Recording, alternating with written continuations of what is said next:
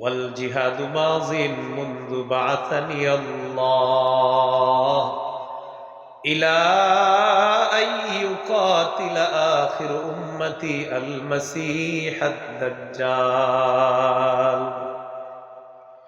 যেদিন থেকে আল্লাহ আমাকে নবী বানিয়েছেন সেদিন থেকে জিহাদের বিধান চালু আছে, এটা থাকবে। আমার উম্মতের শেষ দলটা দাজ্জালের সাথে লড়াই করা পর্যন্ত জিহাদের বিধান বলবৎ থাকবে। লা ইউবতিলুহু জাওরু জাইরিন ওয়ালা আদলু আদিলিন। কোন জালেমের জুলুম, কোন বিচারকের রায়, কোন বিচারকের বিচার জিহাদের বিধান বাতিল করতে পারবে না। কোন দেশে যদি বিচারপতি রায় দেয় এই দেশে জিহাদ নিষিদ্ধ, মুসলমানরা পাল্টা বলে দিতে হবে তোমার রায় জিহাদ নিষিদ্ধ হবে না, তুমি নিষিদ্ধ হয়ে যাবা। লা ইউবতিলুহু জাওরু জাইরিন ওয়ালা আদলু আদিলিন।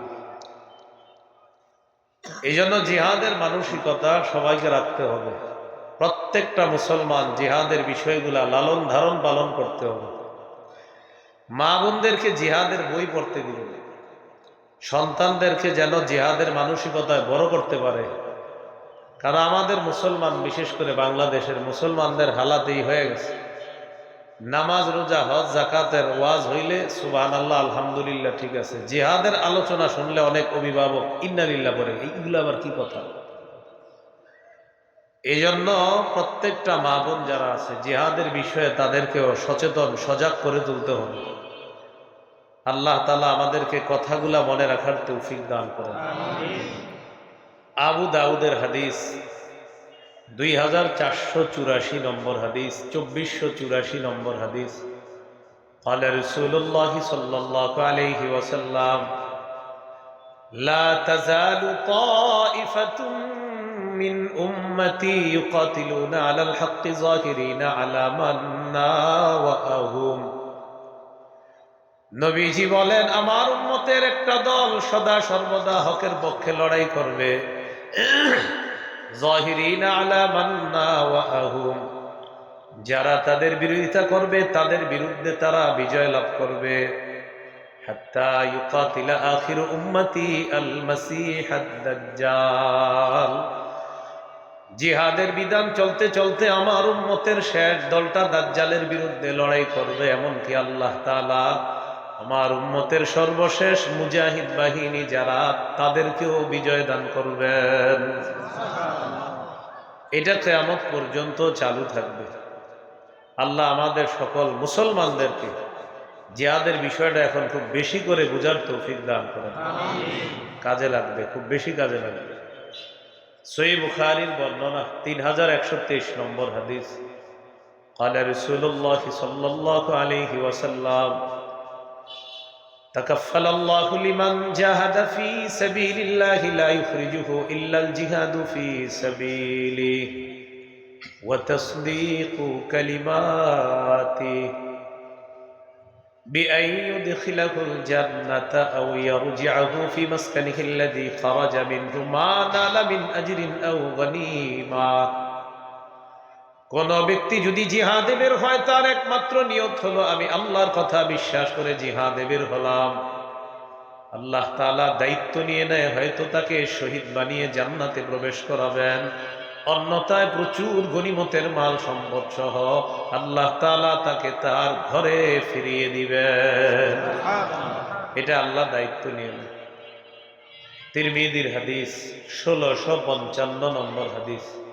قال رسول الله صلى الله عليه وسلم ثلاث حق على الله।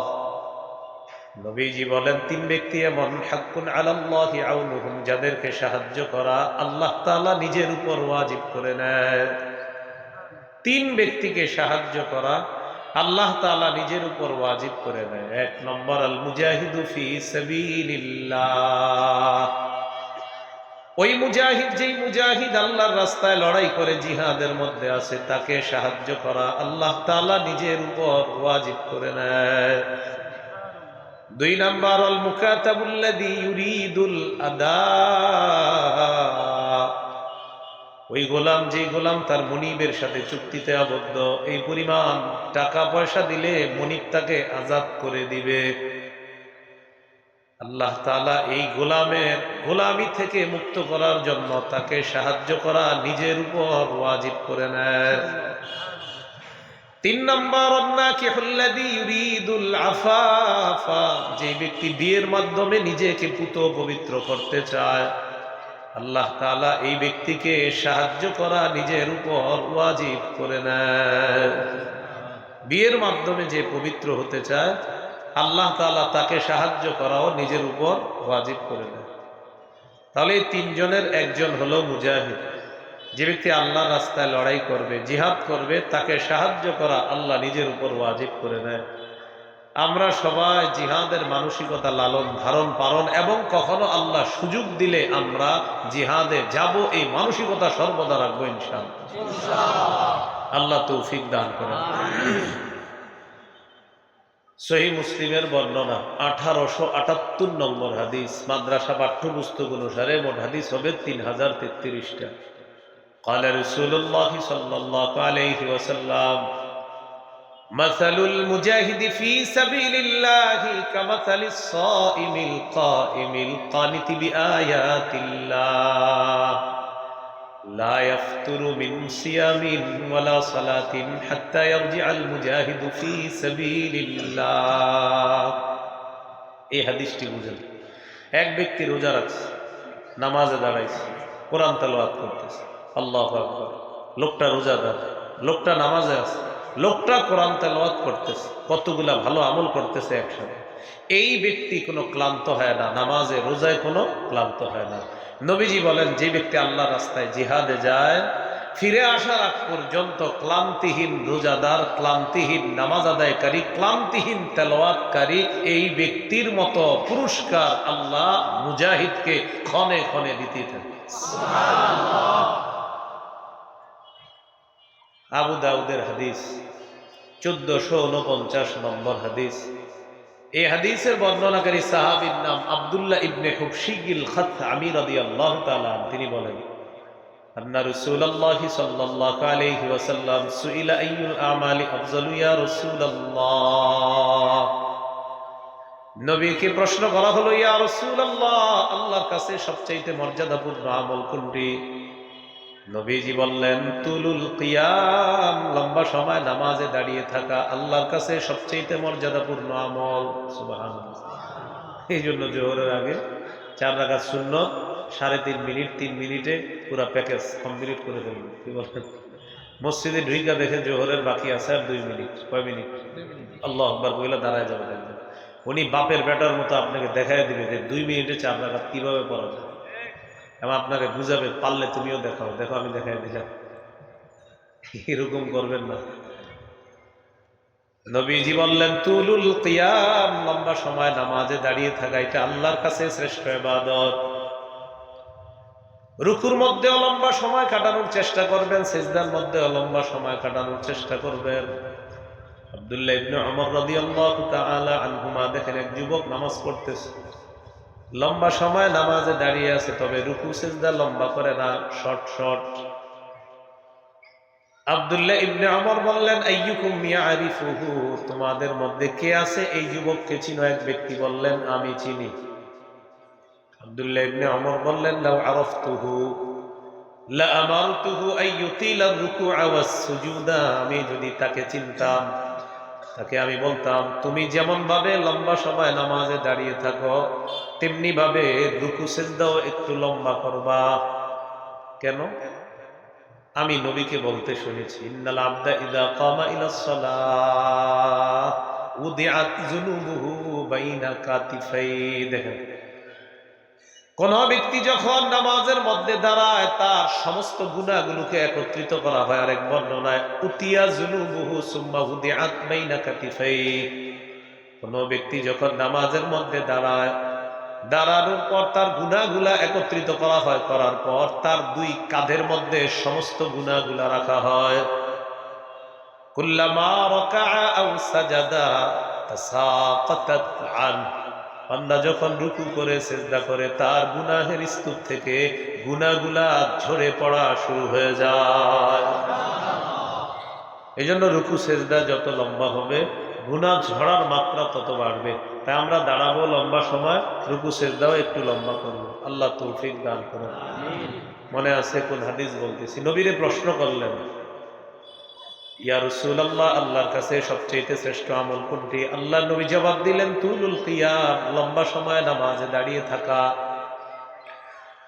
কিলা ফাইয়ুস সাদাকাতি আফযালু ইয়া রাসূলুল্লাহ, ইয়া রাসূলুল্লাহ, আল্লাহর কাছে সবচেয়ে শ্রেষ্ঠ সদকা কোনটা? নবীজি বললেন, জাহদুল মুকিল্লি, কোন ব্যক্তি কষ্ট করে করার পর এই কষ্টার্জিত উপার্জন সামান্য পরিমাণ আল্লাহর রাস্তায় সদকা করা আল্লাহর কাছে সর্বশ্রেষ্ঠ সদকা বলে গণ্য হয়ে যায়। কিলা ফাইয়ুল হিজরাতি আফযালু ইয়া রাসূলুল্লাহ, হুজুর আল্লাহর কাছে সবচেয়ে শ্রেষ্ঠ হিজরত কোনটি? নবীজি বললেন, মান হাজারা মা হারামাল্লাহু আলাইহি, আল্লাহ তাআলা যা হারাম করেছেন এই হারাম থেকে যদি কোনো ব্যক্তি বেঁচে থাকে, হারাম থেকে বেঁচে থাকাটা আল্লাহর কাছে শ্রেষ্ঠ হিজরত বলে গণ্য হয়ে যায়।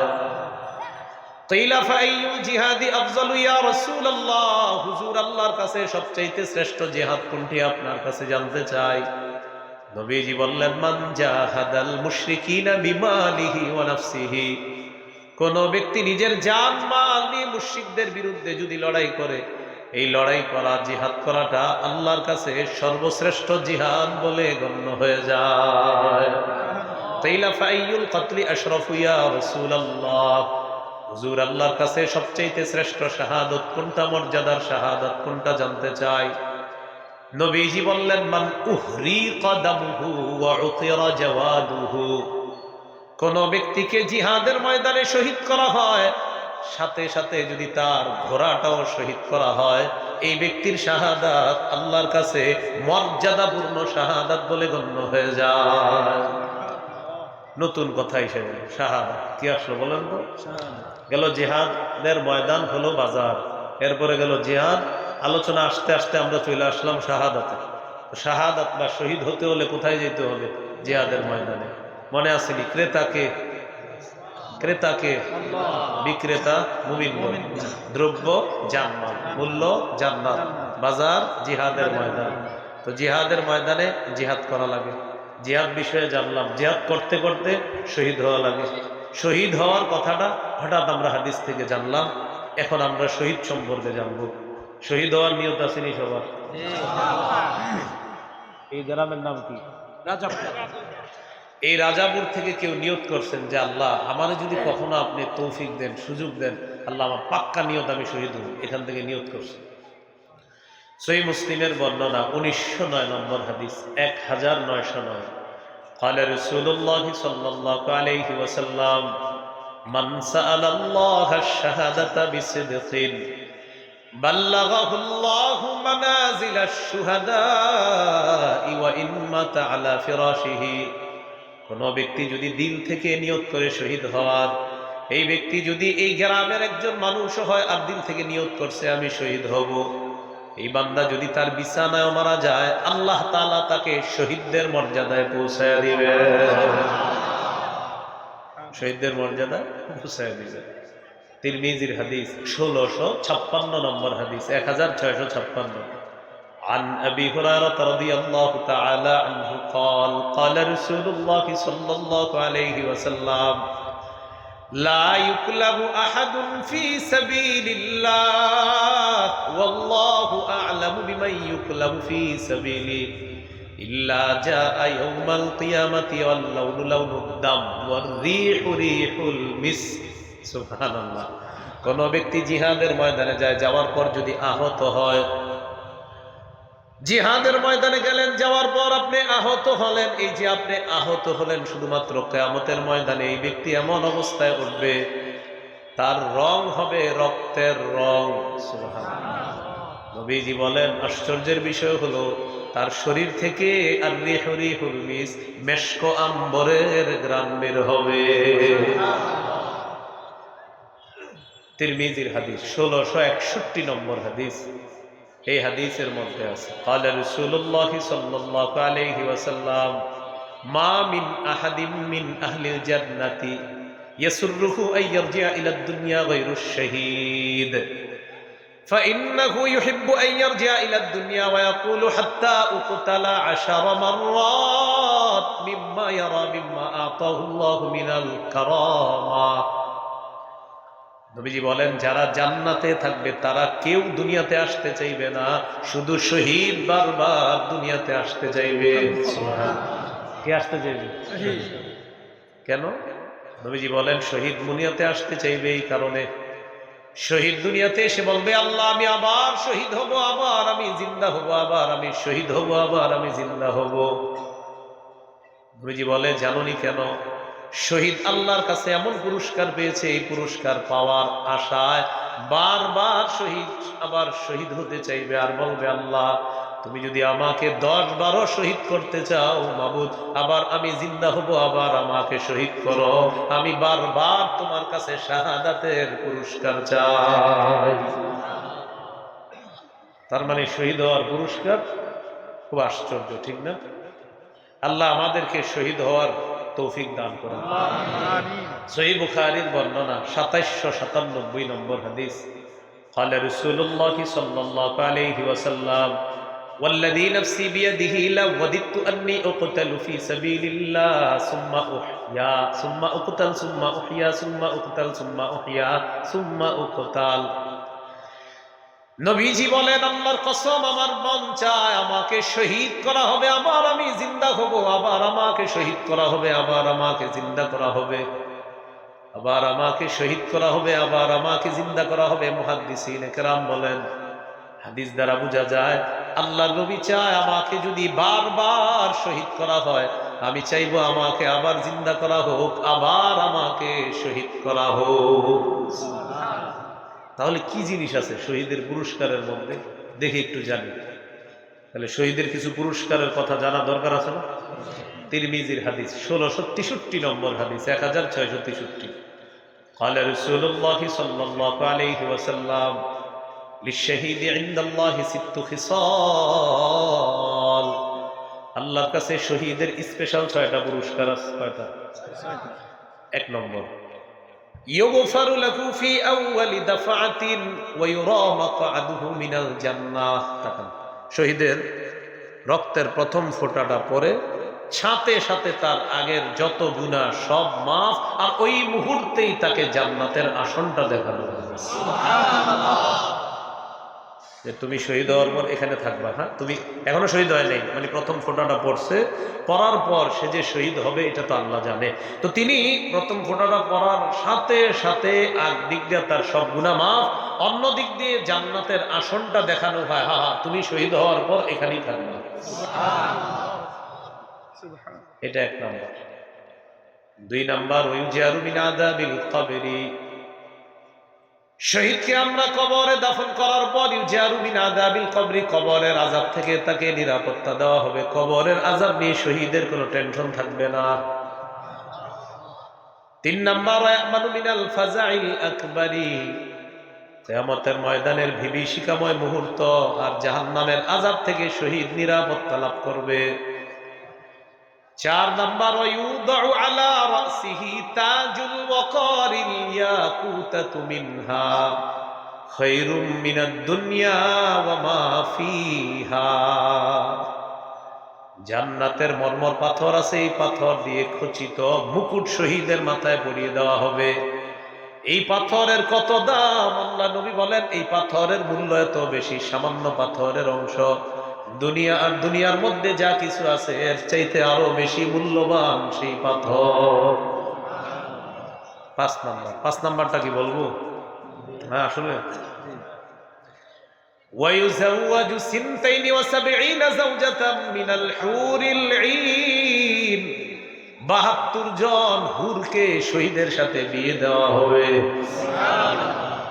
কি শহীদ হওয়ার নিয়ত আছে? আল্লাহ তৌফিক দান করুন, আমিন। 6 নম্বর ওয়ায়ুশাফাউ মিন 70 ওয়ায়ুশাফাউ ফি 70 মিন আকারিবিহি। শহীদের নিকট আত্মীয়র মধ্যে কমপক্ষে 70 জনের ব্যাপারে শহীদের সুপারিশ আল্লাহর কাছে কবুল হয়ে যাবে। এই হলো শহীদের পুরস্কার।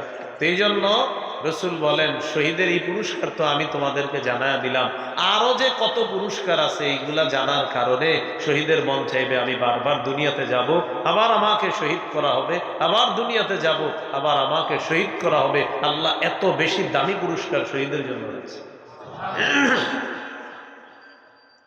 এবার আমরা দেখি শহীদের কি কথোপকথন, শহীদের কথাবার্তা একটু শুনি। আমরা শুনতে মন চাইনি?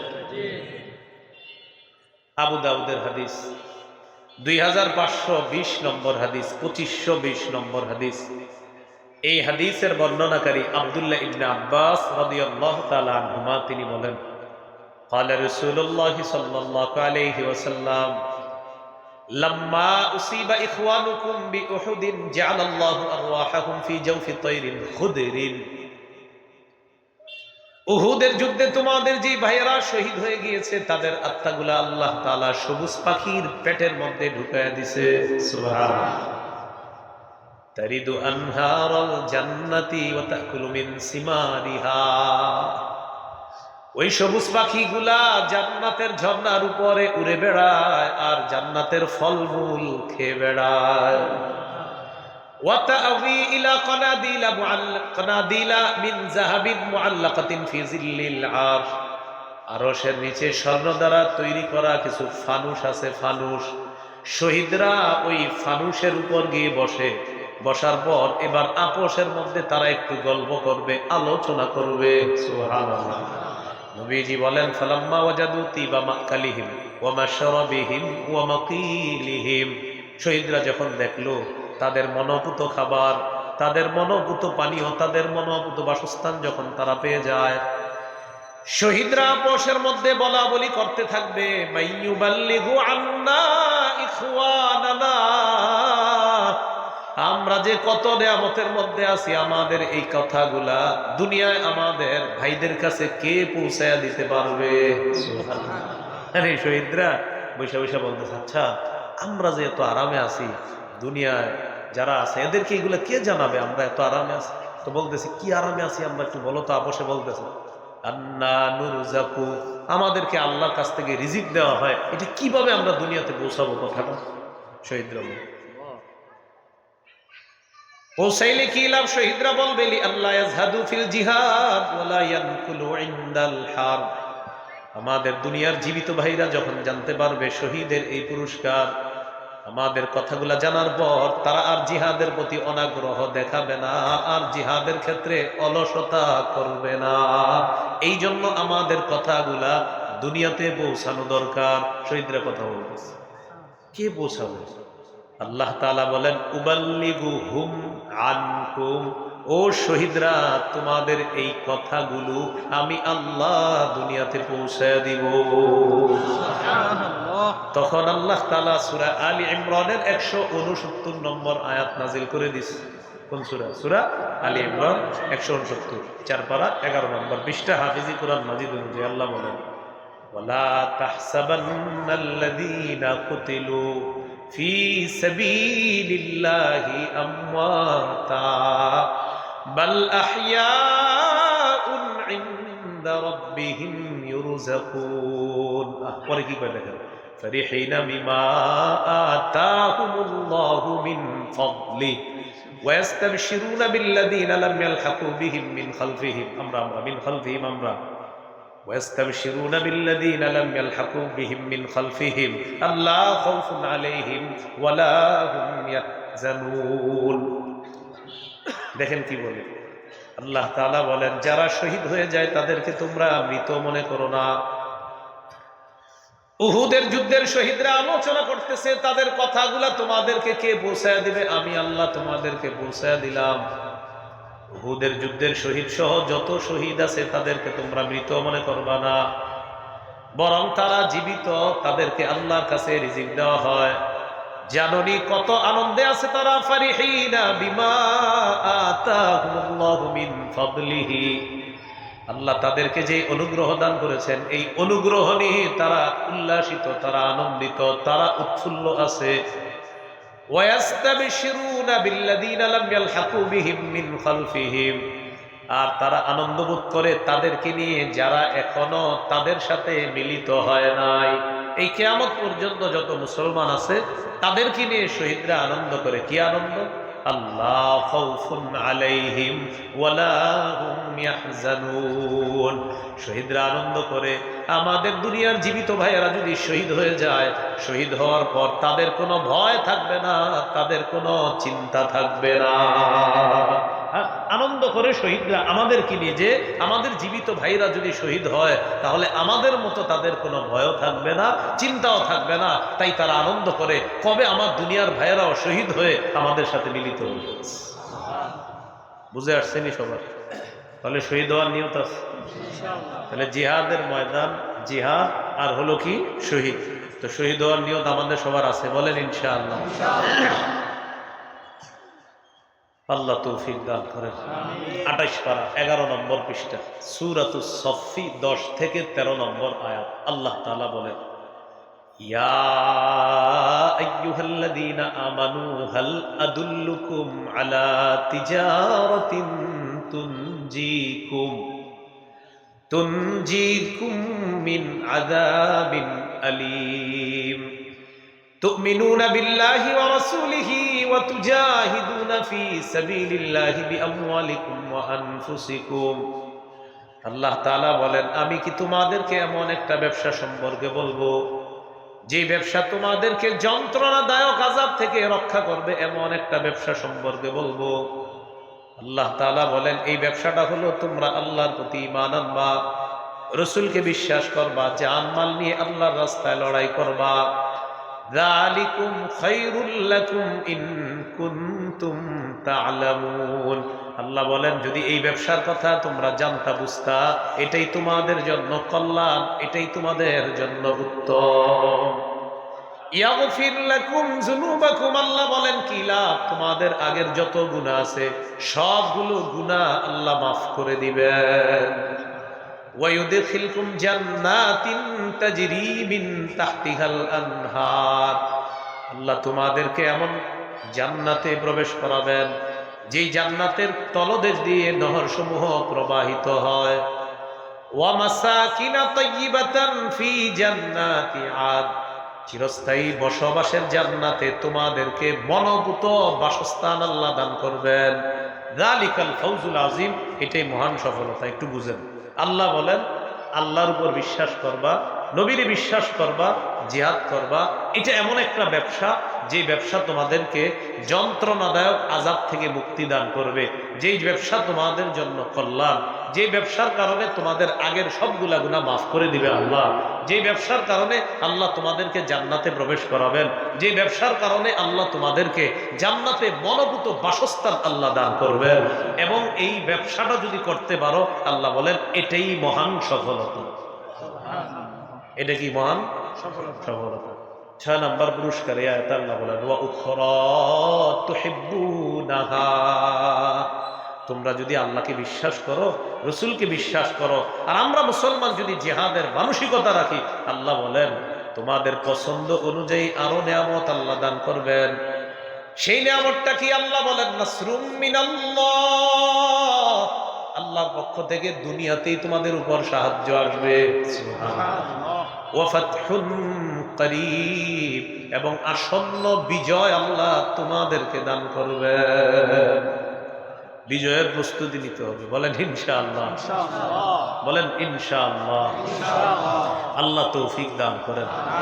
সূরাতুল হুজুরাত 15 নম্বর আয়াত, 26 পারা 16 নম্বর পৃষ্ঠা। আল্লাহ তাআলা বলেন, ইন্নামাল মুমিনুনাল্লাযীনা আমানু বিল্লাহ ওয়া রাসূলিহি সুম্মা লাম ইয়ারতাবু ওয়া জাহাদু বিআমওয়ালিহিম ওয়া আনফুসিহিম ফি সাবিলিল্লাহ উলাইকা হুমুস সাদিকুন। আল্লাহ বলেন, খাঁটি ইমানদার হলো তারা, প্রকৃত ইমানদার হলো তারা যারা আল্লাহকে বিশ্বাস করে, রাসূলকে বিশ্বাস করে, যারা সন্দেহ করে না, যারা জানমাল নিয়ে আল্লাহর রাস্তায় লড়াই করে, আল্লাহ বলেন তাদেরকে খাঁটি মুমিন বললাম, পাশাপাশি উলাইকা হুমুস সাদিকুন, আমি তাদেরকে খাঁটি সত্যবাদী বলে ঘোষণা করলাম। জিহাদের মানসিকতা রাখা এটা খাঁটি মুমিন হওয়ার আলামত, এটা সত্যবাদী মুমিন হওয়ার আলামত। আল্লাহ আমাদেরকে মানসিকতা লালন ধারণ পালন করার তৌফিক দান করেন। এবার আসেন, জিহাদের জন্য একজন নেতা দরকার, ঠিক না? একজন মুজাহিদ বাহিনীর জন্য একজন প্রধান দরকার না? আচ্ছা, তাহলে আমার সাথে একটু বলেন, বলেন আমরা আল্লাহর কাছে এমন একজন শাসক চাইব, যে শাসক দেশেরও নেতৃত্ব দিবে, জিহাদেরও নেতৃত্ব দিবে, এমন একজন শাসক চাইতে হবে। তো এই জন্য কি করণীয়? করণীয় হলো আপাতত তিনটা দোয়া করবেন। বলেন, আল্লাহ আমাদের দেশে কিয়ামতের আগে আর কখনো নারী নেতৃত্ব চাই না। কি চাই না? সবাই বলেন কেন? সবাই জোরে বলেন কেন? আরো জোরে বলেন, সুন্দর করে বলেন। قال رسول الله صلى الله عليه وسلم لا يفلح قوم ولوا امرهم امرأتان। বুখারীর বর্ণনা, আল্লাহ নবী বলেন ওই জাতি কিছুতেই সফল হবে না যেই জাতি তাদের নেতৃত্বে কোন নারীকে বসায়া দেয়। এই জন্য আপনাদের সাথে যদি কেউ কখনো ঝগড়া করে আর বলে তোমরা বলো নারী নেতৃত্ব হারাম, আপনি বলবেন নবী বলছে নারী নেতৃত্ব হারাম। আপনি ঝগড়ার জবাব দিবেন। যদি বলে এই মিয়া নারী নেতৃত্ব নাকি বসানো যাবে না, বলবেন নবী বলছে। আপনাদের এলাকার কিছু মুসলমানও আপনারা বলবেন আচ্ছা নারী নেতৃত্বে কি সমস্যা, বলবেন নবী বলছে সমস্যা। সমস্যাটা কি? বলবেন নবী বলছে সফল হবে না। আচ্ছা কিভাবে হবে না? বলবেন নবী বলছে হবে না। খালি বলবেন নবীজি বলছে। কারণ ও যদি মুসলমান হয় বৈদ্যর ভয় ঢুকবে, আর যদি মুসলমান নবী মুনাফিক হয় ওরে আপনি যতই নবীর নাম বলেন, আল্লাহর নাম বলেন, এই যতই নামাজ পড়ুক তো বুঝবেন এতদিন ওর অন্তরে ওর নেফাকি লালন করছে। নারী নেতৃত্বে যে সফল হবে না কথাটা কার? এই জন্য ঝগড়া আপনি করবেন না, বলবেন ভাই নবীজি বলছে। আপনি রাগে বলবেন কি বলছে, বলবেন নবীজি বলছে নারীরা প্রধান হলে সেই জাতি কখনো সফল হবে না। কখন বলছে? বলবেন নবীজি বলছে ১,৫০০ বছর। খালি বলবেন নবীজি বলছে। এই জন্য ১ নাম্বার দোয়া করবেন। ২ নাম্বার দোয়া বলেন আল্লাহ বাংলাদেশে শরিয়া আইন দেখতে চাই। শরিয়া আইন চায় না তারা কোনো না কোনো অপরাধে অপরাধী যারা, আবার বলেন শরিয়া আইন চায় না তারা কোনো না কোনো অপরাধে অপরাধী যারা। চোর শরিয়া আইন চাইবে না কারণ হাত কাটা যাবে, ধর্ষক শরিয়া আইন চাইবে না পাথর মেরে হত্যা করা হবে। এই জন্য কোনো ব্যক্তি যদি দেখেন শরিয়া আইনের বিরোধিতা করে আপনি বলবেন কেন করেন, আপনি কি চোর? যদি বিরোধিতা করে বলবেন আপনি কি চোর, বলবেন বলবেন শরিয়া আইনে চোরের জন্য সমস্যা, আপনার কি সমস্যা বলেন। এবার আপনি বলবেন আপনি কি ধর্ষক, বলবেন শরিয়া আইনে ধর্ষকের জন্য সমস্যা, আপনার কি সমস্যা সেটা বলেন।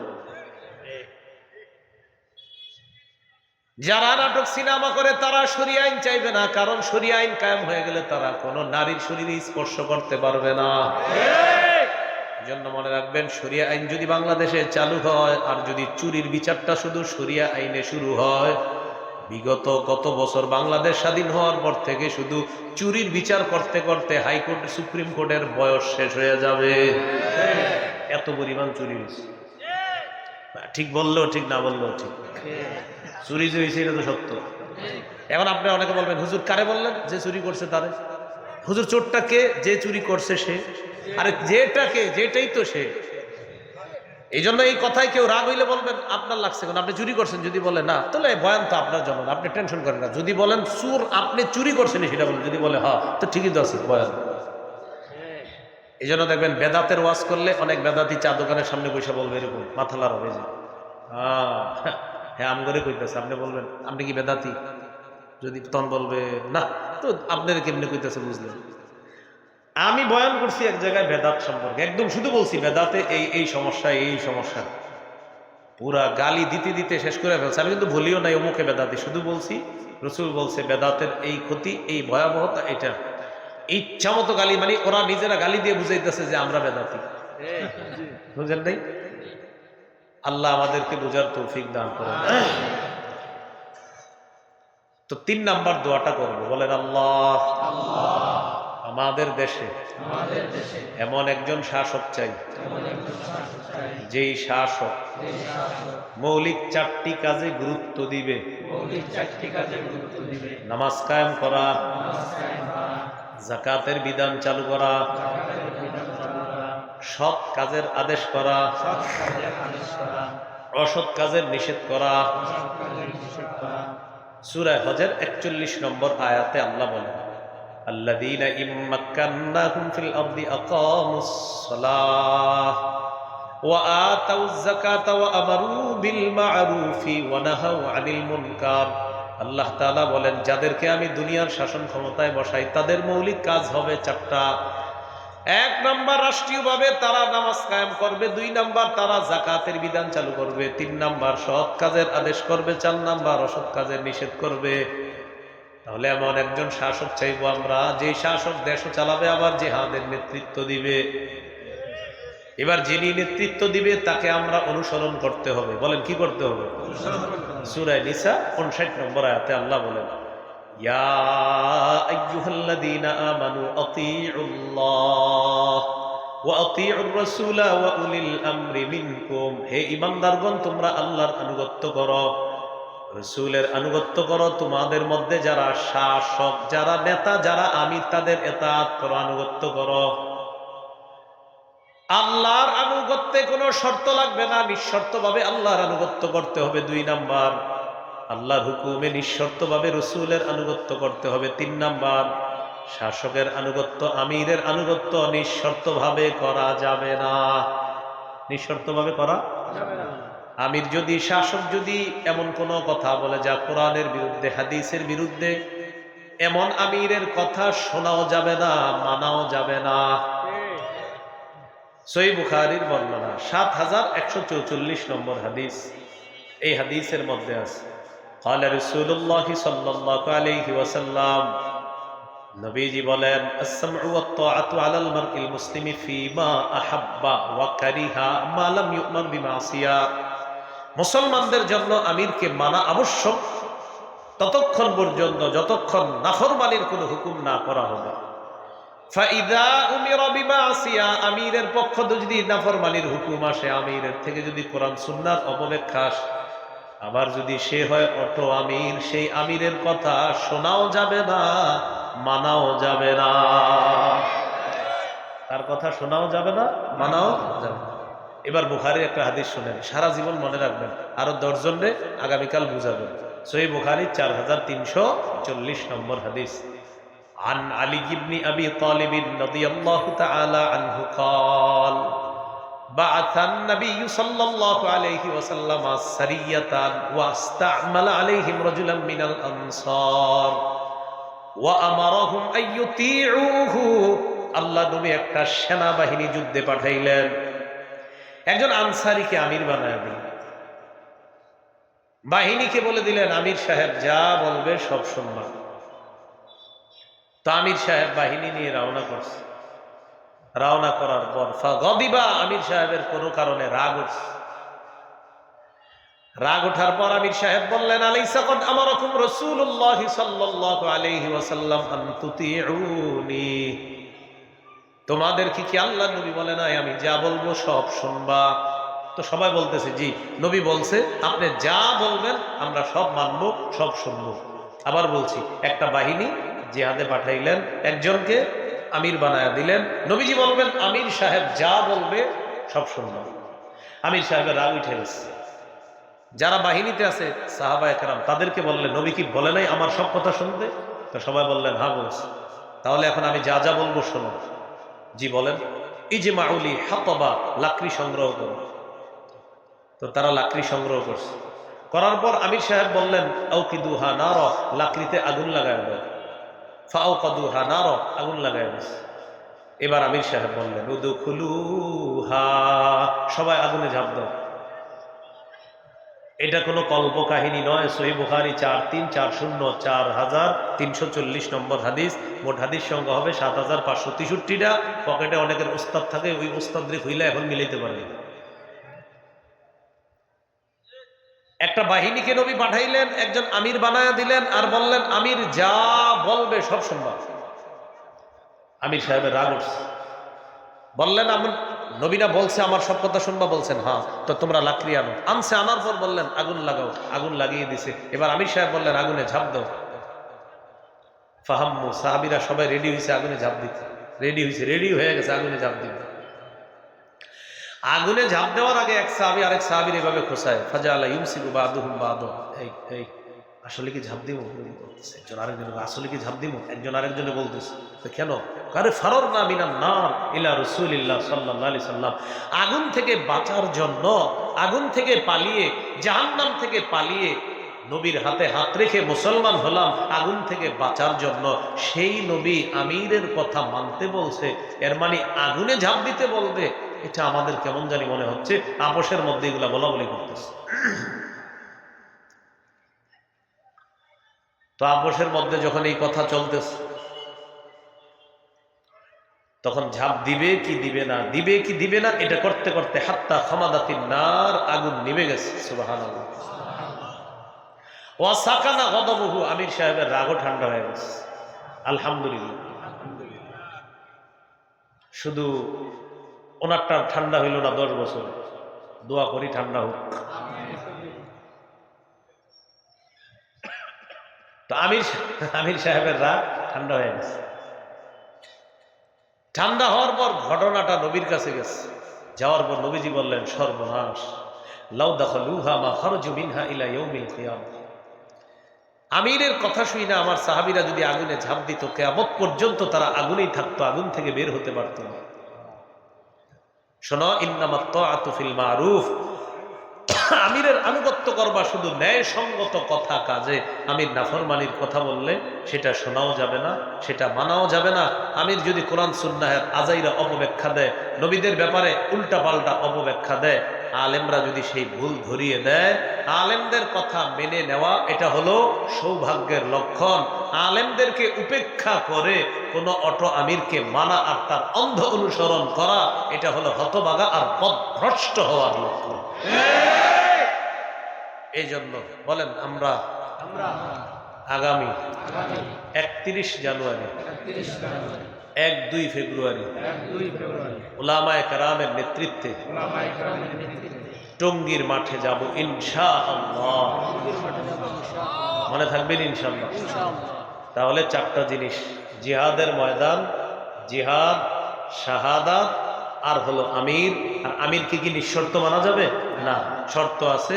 নাফরমানিমূলক কোনো কথা বলতে পারবে না, কোনো নাফরমানিমূলক হুকুম দিতে পারবে না, সেক্ষেত্রে আমিরকে মানা যাবে। আল্লাহ তাআলা আমাদের সকলকে জিহাদি জজবাত যেন আমরা রাখতে পারি, আল্লাহ তৌফিক দান করেন। আমরা সবাই আল্লাহর কাছে দোয়া করব যে আল্লাহ, আমাদের বাংলাদেশের বিজ্ঞ মুফতি সাহেবরা কখনো যদি জিহাদের ফতুয়া দেয়, আমরা ইনশাল্লাহ তৈরি আছি, প্রস্তুত আছি। তবে আপনারা আবার এই ওয়াজ শুনে কিন্তু কোনো এলাকা গিয়ে উড়াই দিয়েন না। এটা আমাদের দেশের বিজ্ঞ মুফতি সাহেবরা ফতুয়া দিতে হবে, বাংলাদেশের বড় বড় মুফতি সাহেবরা ফতুয়া দিতে হবে, তারপর কিন্তু সিদ্ধান্ত নিতে হবে। আপনারা কিন্তু এখনই সিদ্ধান্ত নিয়ে নেন। এখন হলো জজবাত রাখবেন, যে নিয়ত আছে আমাদের, মানসিকতা আছে। বলেন ইনশাআল্লাহ। আল্লাহ তাআলা আমাদের সকলকে যে কথাগুলো বললাম শুনলাম আমল করার তৌফিক দান করেন। আমিন। ওয়া আখিরু দাওয়ানা আলহামদুলিল্লাহি রাব্বিল আলামিন। ও একটা কথা বলার জন্য বলছে আমাকে, আমার সংকলন মিম্বরে আমানত যারা নিয়েছেন আলহামদুলিল্লাহ, যারা নিতে পারেননি 6 খণ্ড আছে গাড়িতে, 1 থেকে 6 খণ্ড। আমি গাড়িতে যাওয়া পর্যন্ত সময়, আর পরে সময় নেই। গাড়ির কাজ না ভাঙা যদি কেউ পারেন তাহলে গাড়ি থেকে সংগ্রহ করতে পারেন। 1 থেকে 6 খণ্ড, প্রতিটা খণ্ড আলেম ওলামা সহ সর্বসাধারণ সবার জন্য প্রযোজ্য। প্রথম খণ্ড সন্তানের 64টা অধিকার, জামাই বউ 2 জন মুখস্থ করে ফেলবেন প্রথম খণ্ড। দ্বিতীয় খণ্ড শিরিক বেদাত কুফর তাওহীদ। তৃতীয় খণ্ড হালাল হারাম। চতুর্থ খণ্ড স্বামী স্ত্রীর অধিকার। পঞ্চম খণ্ড লা ইলাহা ইল্লাল্লাহর ব্যাখ্যা। ষষ্ঠ খণ্ড নামাজ সম্পর্কে আলোচনা হবে, নামাজের পরেও আলোচনা হবে ইনশাআল্লাহ।